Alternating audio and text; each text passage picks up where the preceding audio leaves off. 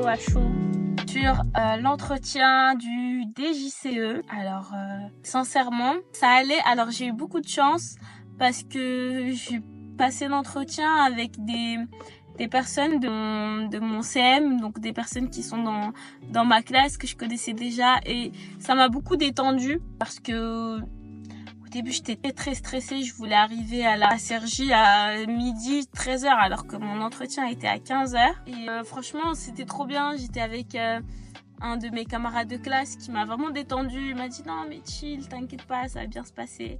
Part du fait que en fait il n'y a pas d'enjeu, et en réalité tout ce prisme là ça m'a réellement permis de me détendre.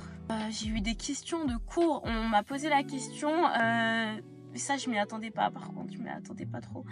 J'ai eu des questions sur la caducité, la différence entre la caducité et la nullité. Alors autant vous dire que j'ai balbutié des choses, mais je sais toujours pas si c'est bon ou pas, hein, voilà. J'ai quand même essayé de me vendre comme je pouvais. J'ai parlé notamment de mes différents stages et de mes concours d'éloquence, etc. Et puis voilà, j'espère que ça ira, j'espère que ça le fera. De toute façon, gardons confiance. Maintenant, j'ai fait ce que j'avais à faire, j'ai passé l'entretien. J'étais très stressée, franchement.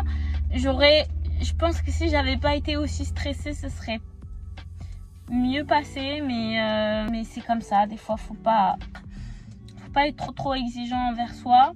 En fait, j'avais préparé tout un panel de potentielles questions qui pourraient me poser. En fait, dès que je suis arrivée, j'ai tout oublié.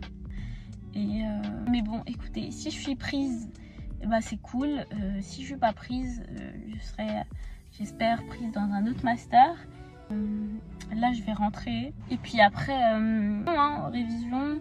Je vais essayer de faire une sieste quand même parce que je suis réveillée depuis 4h du matin. Donc, je vais peut-être dormir et puis préparer pour demain et après-demain. Voilà, j'espère que vous allez bien. Je vous encourage. Voilà, bisous. Bye. Alors. Je m'assieds ici. Il faudrait juste pas que mon téléphone tombe parce que sinon ça sera la fin de tout. Je vous filme très bas quand même. Écoutez, je n'ai pas encore de trépied, donc quand j'en aurai un, c'est pour bientôt, d'accord? Il faut investir dans YouTube, je sais très bien. Nous sommes le 27 mai. Les résultats ont lieu le 2 juin à mes réponses. Je n'ai toujours pas mes réponses mon master, c'est-à-dire la semaine prochaine. Écoutez, je suis un petit peu dans une période un petit peu compliquée où en fait tout est au point mort. C'est en train d'arriver et c'est le moment où tu doutes parce que tu n'as rien d'autre à faire que d'attendre. C'est très frustrant parce que je me fais 40 000 scénarios dans ma tête. Je me dis mais imagine si tu as le master de tes rêves mais que tu n'as pas ton année. Je me dis imagine tu n'as aucun master et en plus tu n'as pas ton année. Donc en fait c'est vraiment des pensées un petit peu défaitistes, et puis aussi la peur d'avoir le master que je veux et d'avoir l'année, de me retrouver aussi à me dire mais en fait j'ai tellement d'objectifs, j'ai peur de les réaliser tout simplement. J'ai commencé à pleurer. Par pitié, nous allons chialer sur YouTube. Nous n'allons pas chialer sur YouTube. Nous avons chialé sur YouTube. Bon bah super.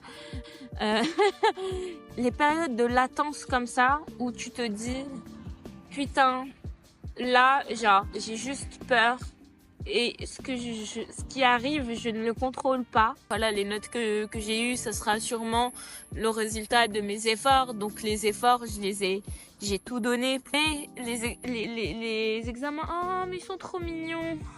Ils sont trop choux. En fait, ils font du bruit et tout, genre, mais c'est trop mignon, ça. Bref, pardon, j'ai été un petit peu décontenancée. Et pareil, je me pose la même question avec cette chaîne YouTube. Est-ce que c'est une bonne idée? Il y a des moments où je filme des heures de vlog que je ne publie juste pas.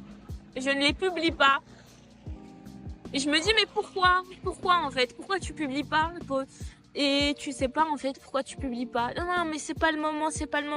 Et souvent je me dis mais en fait tu risques de louper tellement d'opportunités en te disant juste c'est pas le moment, alors que si tu te fais confiance, si. C'est fou quand même. Toutes les fois où je me suis remise en question, ça a apporté que du bon, donc peut-être que je me dirige vers la bonne voie et que je sais juste pas. Voilà, tout simplement. Écoutez, regardez ça, c'est mon cheveu qui est en train de se barrer. Je ne sais pas si j'ai réussi mon année. Je ne sais pas si j'ai le master de mes rêves. Je ne sais rien, j'en sais rien. J'en sais rien et je devrais m'en ficher. Je devrais profiter de cette belle vue et croire en moi tout simplement. Voilà.